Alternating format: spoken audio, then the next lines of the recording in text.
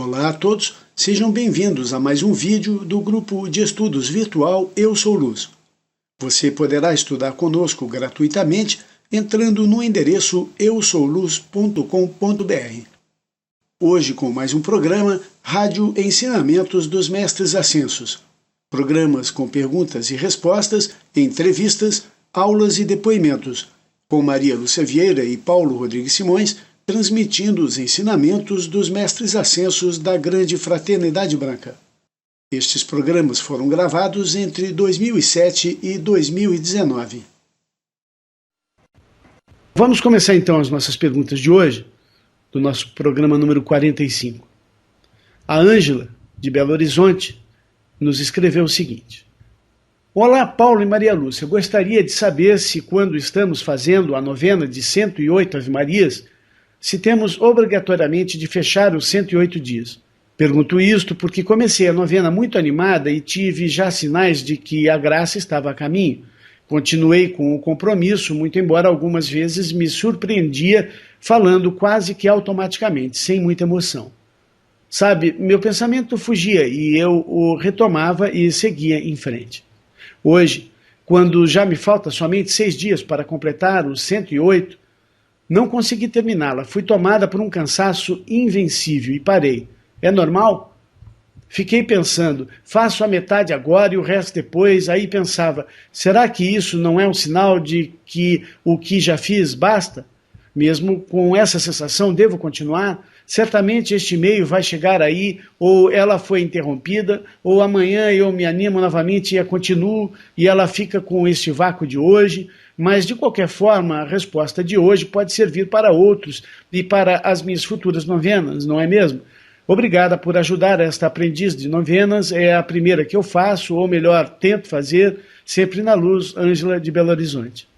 Ângela, querida, no primeiro dia da novena, o estudante estabelece um compromisso com o mestre. Por exemplo, vou pedir uma graça a Maria Santíssima e fazer 108 Ave-Marias durante 108 dias seguidos. Ou, ofereço ao amado Saint Germain 30 minutos de chama violeta durante 9 dias seguidos, para a cura de tal situação. É um intercâmbio, um trabalho interativo de espiritualidade. A graça que o devoto pediu está relacionada com energia mal qualificada, ou seja, karma negativo. O mestre irá usar a energia da prece, que é fogo sagrado, para transmutar o karma, a energia mal qualificada, que é pesada. O cansaço que você sentiu, Ângela, foi devido ao peso kármico. Faltavam apenas 6 dias para o término da novena, mas ainda havia um peso kármico a ser transmutado, dissolvido, purificado. Era o momento de colocar mais intensidade, devoção e dinamismo na oração, não de parar. Interromper a novena é quebrar um elo da corrente de luz. O universo é matemático. Vocês devem entender isso para a realização desse trabalho alquímico que fazemos. Quando fazemos uma promessa de novena ao mestre, ele pode calcular. Ele sabe que durante 108 dias seguidos terá 108 Ave-Marias que lhe darão X porção de energia para dissolver e transmutar X porção de karma que lhe foi entregue pela graça pedida, pelo problema a ser resolvido. O mestre planeja o que poderá fazer. Assim vemos que quando interrompemos uma novena, seja no começo, meio ou no final, nós temos que recomeçá-la novamente. Quando o devoto finaliza uma novena e o problema melhorou, mas ainda não foi resolvido, pode reiniciá-la também, se eu desejar. Sabe, Maria Lúcia, eu costumo fazer as minhas novenas de manhã cedo, porque se eu tiver qualquer problema, eu tenho até a meia-noite para retomar. Agora, se nós deixamos para fazer à noite, além da possibilidade de estarmos cansados, não há tempo para refazer isso, porque meia-noite fecha aquele dia e começa o dia seguinte. Fecha o ciclo, né? Então é bom fazer as novenas de manhã cedo, sabe? Essa é uma dica. A próxima pergunta vem do José de Rondonópolis. O José faz a seguinte pergunta, ele diz: Paulo, Maria Lúcia, eu gostaria de saber se existem mercurianos encarnados na Terra, assim como venusianos, que nós já sabemos. Eu sou José de Rondonópolis. José, no livro O Discípulo e a Senda, de Elizabeth Prophet, está escrito, abre aspas, na afirmação do Cristo, : antes que Abraão nascesse, eu sou, o Mestre Jesus refere-se a almas cuja evolução se faz no plano etéreo.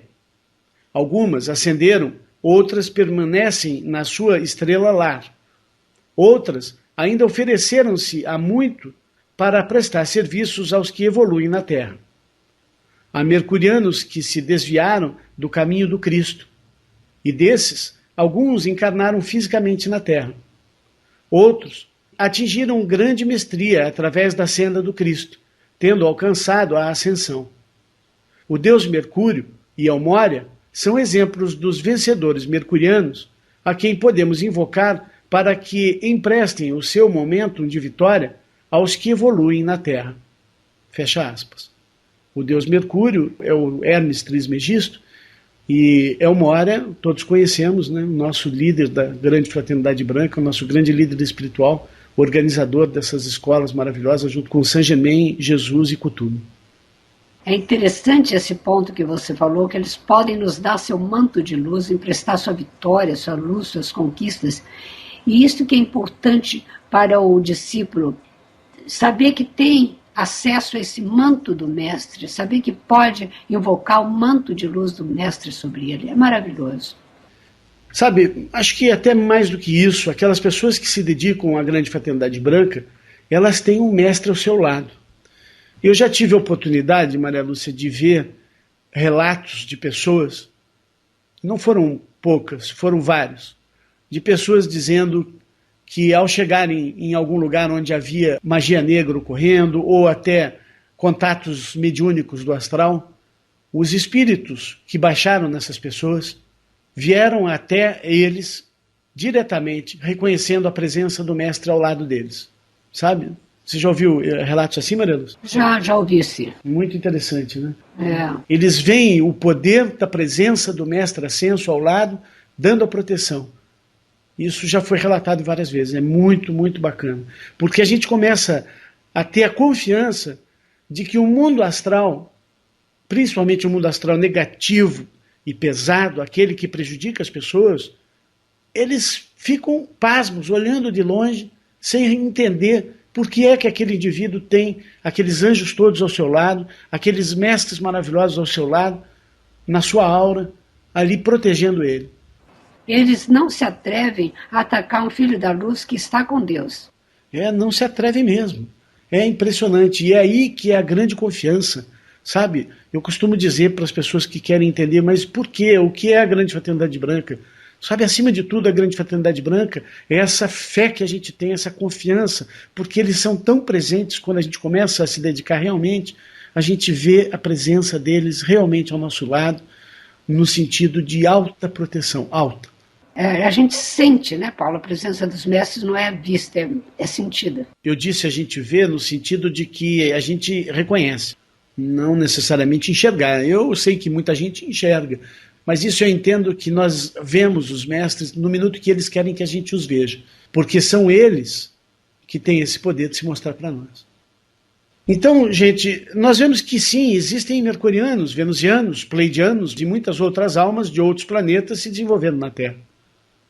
Sabemos que em Vênus existe uma verdadeira civilização de almas vivendo e se desenvolvendo, mas com certeza não vivem no mesmo plano da matéria que nós vivemos. Assim, as naves terráqueas que têm fotografado a superfície de Vênus não têm nada a nos mostrar sobre uma vida lá, pois eles não estão capacitados a fotografar as evoluções daquele planeta. A próxima pergunta vem do Renato de Niterói. Ele diz: caros Paulo e Maria Lúcia, qual o decreto específico para uma esposa que não acredita nos ensinamentos da Grande Fraternidade Branca, que diz que vou ficar maluco acordando todo dia cedo para tal e que tudo isso é uma porcaria? Como o Paulo disse, estou na casa da disciplina divina e volta e meia escuto esse tipo de comentário da minha esposa atual. Vocês poderiam me dizer qual a sua experiência nesse sentido? Obrigado por vossa resposta. Até o próximo programa, Renato. Caro Renato, ouça várias vezes a resposta que demos no programa 44 ao Fernando de Araruama. Ela se encaixa bem para você. Nós precisamos ter equilíbrio em nossa chama trina, isto é, ter uma igualdade de amor, sabedoria e poder. Parece-me que você tem mais amor e precisa aumentar sua chama de poder.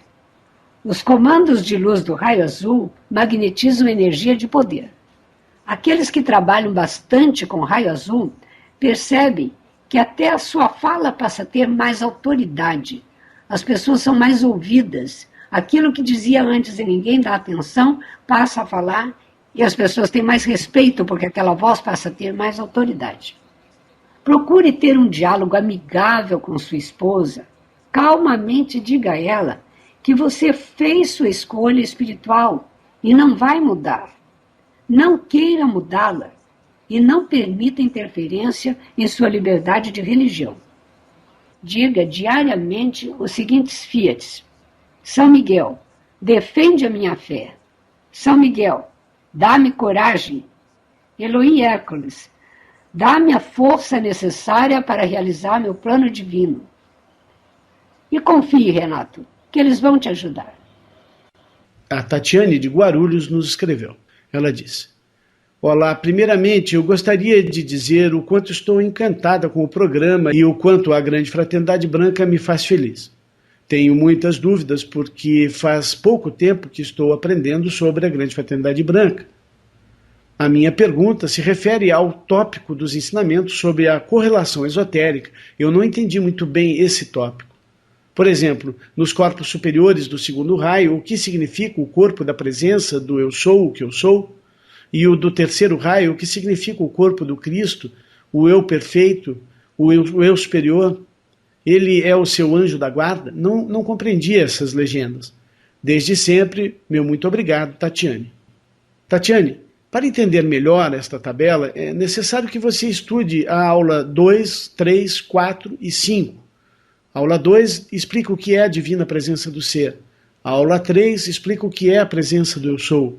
A aula 4 explica o que é o Santo Cristo pessoal. E a aula 5, o que é o corpo causal. Além disso, você pode estudar a aula 35, os 4 corpos inferiores. Assim você vai entender mais sobre o que são os 7 corpos do ser humano. Nós temos 7 corpos à nossa disposição para nós manifestarmos a vontade de Deus na Terra. A divina presença de Deus, eu sou o que eu sou, aquele que nos conta o plano, que nos diz o que deve ser manifestado. O eu sou o que eu sou. O nosso Santo Cristo pessoal que nos ensina como fazer isso. E aí nós temos os 4 corpos inferiores, o corpo da memória, que é o receptor de toda essa informação da presença de Deus.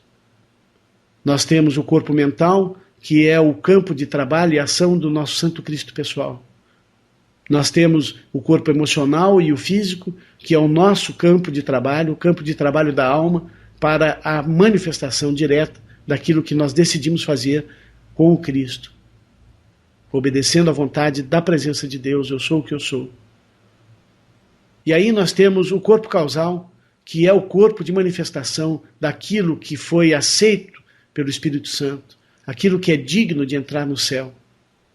Aproveite e estude também a aula dos ciclos cósmicos, assim entenderá a relação entre cada um desses raios na tabela. É natural uma certa ansiedade dominar aqueles que encontram os ensinamentos dos mestres ascensos, porque realmente é muita coisa, é muita informação, muito ensinamento, e a pessoa fica meio aflita, eu não entendo. É claro, é preciso tempo, dedicação, horas e horas e horas de estudo, de meditação. Na verdade, é preciso ter paciência. Com certeza. O Francisco de Salvador nos escreveu perguntando o seguinte: Olá, Paulo e Maria Lúcia. Gostaria de saber mais informações sobre o mestre Rayo Light. Sei que é o mestre do destemor. Outra curiosidade que tenho, observo no site Eu Sou Luz As escolas que vocês estudam, notei que a ciência cristã de Mary Baker Eddy não está na lista. Gostaria de saber se existe um motivo específico para essa escola não constar na lista de vocês. Nos textos da mensageira, ela costuma incluir a ciência cristã entre as escolas patrocinadas pela Grande Fraternidade Branca. Inclusive, ela frequentou essa escola antes de conhecer Mark Prophet e a Summit Lighthouse. Se não me engano, Mary Baker Eddy a ascensionou, e uma das encarnações dela foi como Maria de Betânia, irmã de Marta, uma das encarnações da Madre. Ambas, naquela época, discípulas de Jesus. Obrigado e vitória sempre, Francisco. Caro Francisco, no programa 22, Paulo falou sobre o Ray of Light. Realmente, ele carrega a chama do destemor com suas legiões e legiões de anjos. Os filhos de Deus precisam muito do auxílio deste mestre para conquistar esta grande virtude do destemor. O destemor leva a pessoa a enfrentar corajosamente qualquer situação. E quando enfrentamos com coragem e destemor, nós vencemos. Destemor é fé absoluta na vontade divina. Destemor é entrega, é não se preocupar com o resultado. Destemor é aceitação do karma. Destemor é saber ousar. A ousadia leva os caídos às lideranças, ao poder, enquanto os filhos de Deus ficam com medo de falhar, medo de não estar preparado, medo da crítica, medo de cometer erros, medo de ser ridicularizado. Enquanto isso, os caídos avançam e dominam. Esta situação nós precisamos mudar.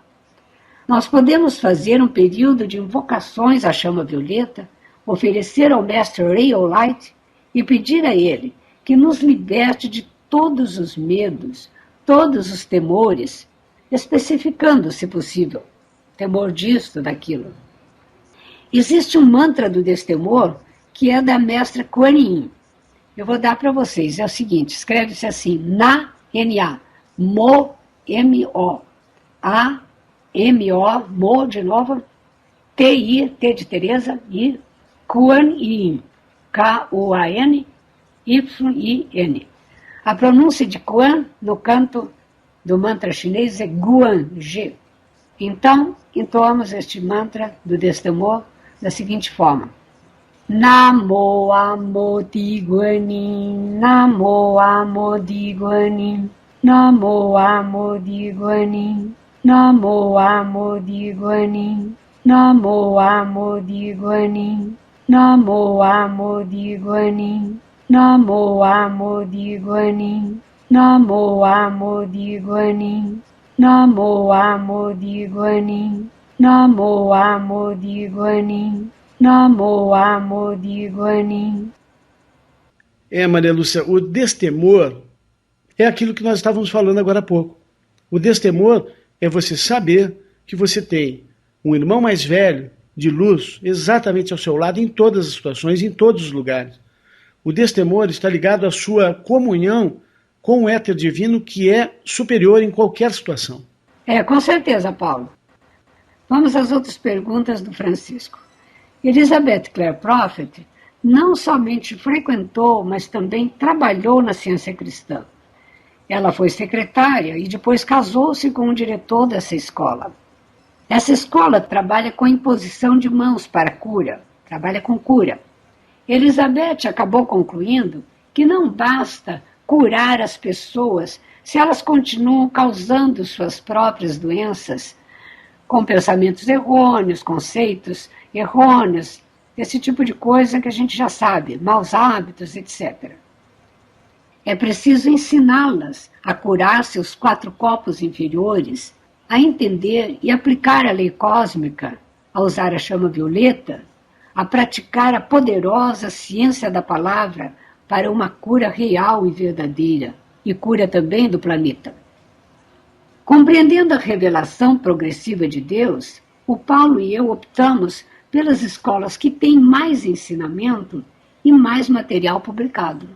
A Maria Lúcia tem razão. A questão é, o material que nós temos e estudamos, de todas essas escolas que estão lá colocadas, 80% dos nossos estudos estão na Summit Lighthouse, que contém não só uma quantidade imensa de ensinamentos atualizadíssimos, porque foi a última escola que os mestres utilizaram para transmitir os ensinamentos, como também um grande manancial de ensinamentos disponível para estudos. A próxima pergunta também é do Francisco, ele diz: olá, Paulo, gostaria de saber o que significa a ausência de planetas em determinados chakras. Eu, por exemplo, não tenho nenhum planeta nos signos referentes ao chakra da coroa e do plexo solar. Isso significa que essas áreas são mais vulneráveis ou essas áreas são neutras? Mais uma vez, obrigado, Vitória, sempre, Francisco. Francisco, todos trabalhamos mais este ou aquele raio, mas com certeza os raios em que temos algum planeta atuando são os mais exigidos. E nesse sentido, sim, podemos dizer que os que não têm planetas atuando são neutros. Você está certo. A próxima pergunta vem da Cida, de São Paulo. Ela diz: olá, Paulo e Maria Lúcia, aproveito para complementar o testemunho do meu e-mail anterior. Uma grande proteção que meu filho Rafael, de 15 anos, recebeu de São Miguel, o Arcanjo. Ele estava voltando de metrô e, na saída, quase foi assaltado por 3 jovens que o abordaram pedindo o celular e a carteira, e nesse exato momento surgiram 2 guardas e eles saíram correndo com a graça de Deus e a proteção de São Miguel Arcanjo. Não tenho a menor dúvida. Por isso, agradeço a oportunidade de estar dando este testemunho e poder agradecer publicamente a proteção que São Miguel Arcanjo tem nos dado. Vitória sempre na luz, Cida. A Luciane, de São Paulo, também vem com um testemunho. Ela diz: olá, Paulo e Maria Lúcia. Primeiro quero parabenizá-los pelo excelente trabalho que estão fazendo. Tomei conhecimento do site navegando pela internet e escutei a aula do Paulo sobre Astréia e São Miguel. Não entendi muito, mas aquilo me tocou o coração. Comecei a fazer esse comando uma única vez por dia. Não falava em voz alta e não repetia várias vezes, pois bem, esse foi o meu início. Mesmo de uma forma tão desconjuntada, vi muitas mudanças em minha vida.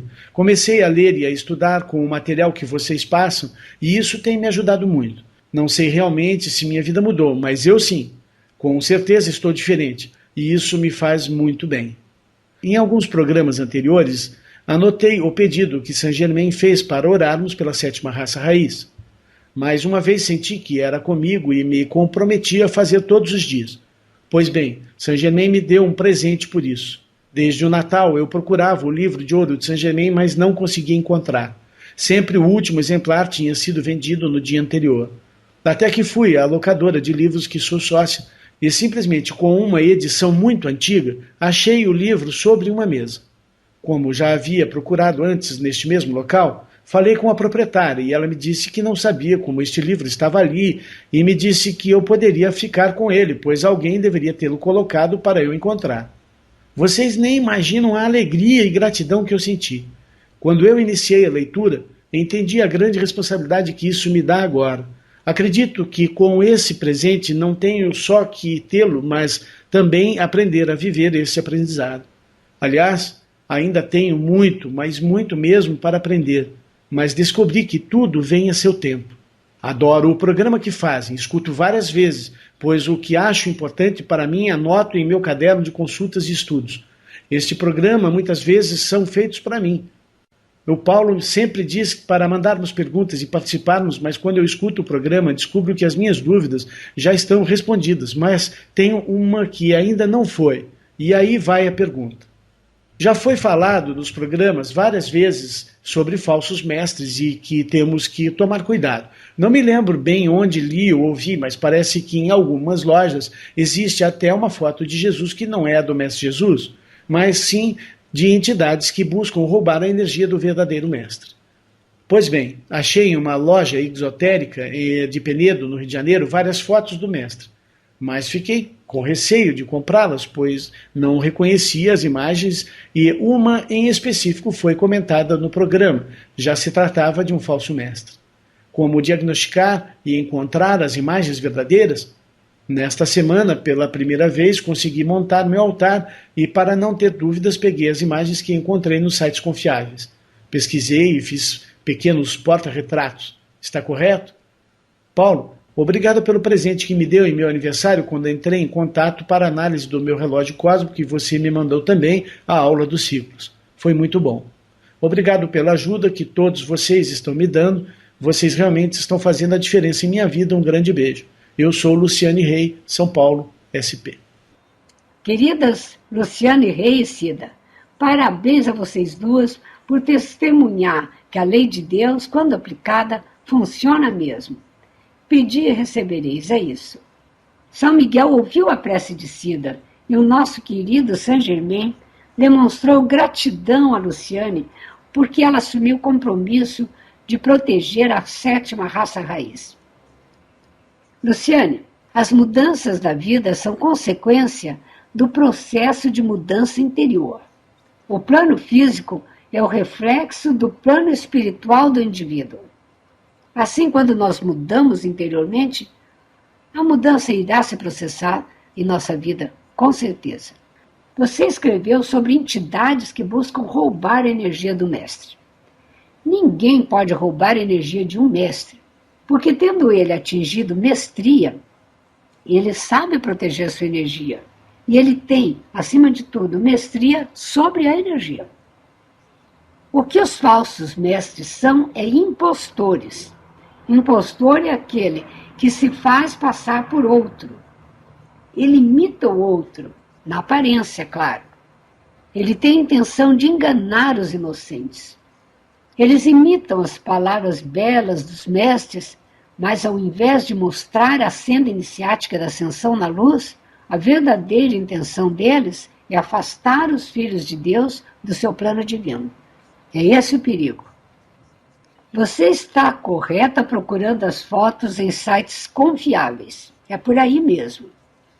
A maior quantidade de fotos belíssimas dos mestres, de alta qualidade, pois as cores duram por décadas, vocês podem encontrar no site da The Summit University Press, em Montana.